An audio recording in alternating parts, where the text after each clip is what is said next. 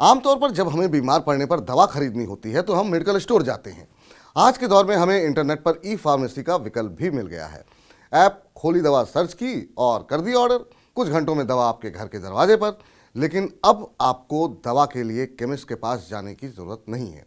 संभव है कि जल्द ही आप अपने पड़ोस की किराने की दुकान से भी सर्दी, बुखार या पेट दर्द की दवा खरीद सकें।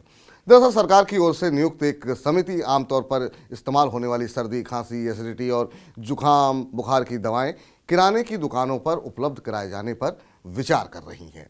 इसके लिए दवा नीति में बदलाव किया जा सकता है। एक मीडिया रिपोर्ट के मुताबिक सरकारी समिति को भारत की ओवर द काउंटर यानी ओटीसी दवा नीति तैयार करने का काम सौंपा गया है। इस सिलसिले में हाल ही में एक बैठक भी आयोजित की गई, जिसमें कि इस प्रस्ताव पर चर्चा की गई। सूत्रों का यह कहना है कि आम लोगों तक दवाइयों की बेहतर पहुंच के लिए इस प्रस्ताव को मंजूरी दी जा सकती है। इससे ग्रामीण इलाकों में रहने वालों को ज़्यादा फायदा होगा। वर्तमान में अमेरिका जैसे कई ऐसे देश हैं जहां जनरल स्टोर यानी कि किराने की दुकानों में भी आम दवाइयां बेची जाती हैं, लेकिन भारत में सिर्फ मान्यता प्राप्त केमिस्ट को ही दवा बेचने का अधिकार है।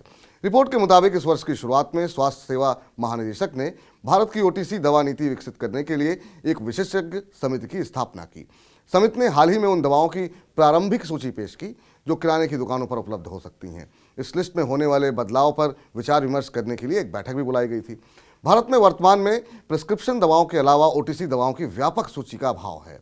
यहाँ पर यह भी जान लेते हैं कि आखिर में ये ओटीसी दवाएं होती क्या हैं। ओटीसी दवाएं वे हैं जिन्हें डॉक्टर के पर्चे के बिना खरीदा जा सकता है। ये देश के चिकित्सा क्षेत्र में इस तरह की पहली पहल है, जिसका लक्ष्य गैर पर्ची दवाओं की उपलब्धता को मैनेज करना है। भारत से पहले संयुक्त राज्य अमेरिका, ब्रिटेन और ऑस्ट्रेलिया जैसे देशों में ओटीसी दवाएं उपलब्ध हैं। इसकी बिक्री और रेगुलेशन के लिए पूरी गाइडलाइन मौजूद है। अभी भारत में प्रिस्क्रिप्शन दवाओं के लिए एक नियम है, लेकिन उन दवाओं के लिए कोई दिशा निर्देश या सूची नहीं है जिन्हें जनरल स्टोर पर बेचा जाना चाहिए। फिलहाल सरकार इस पर विचार कर रही है, लेकिन जैसे ही सरकार इसकी अनुमति देती है, हम इसकी जानकारी भी आपको मनी9 के माध्यम से दे देंगे। यदि आप भी इसी प्रकार की जरूरी खबरों से जुड़े रहना चाहते हैं तो आप तुरंत मनी9 के ऐप को डाउनलोड कर लें। यहाँ आपको आपकी बचत, खर्च और निवेश से जुड़ी पूरी जानकारी एक्सपर्ट के नज़रिए से प्राप्त होगी। तो फिर इंतजार किस बात का, आज ही डाउनलोड कर लें मनी9 का सुपर ऐप।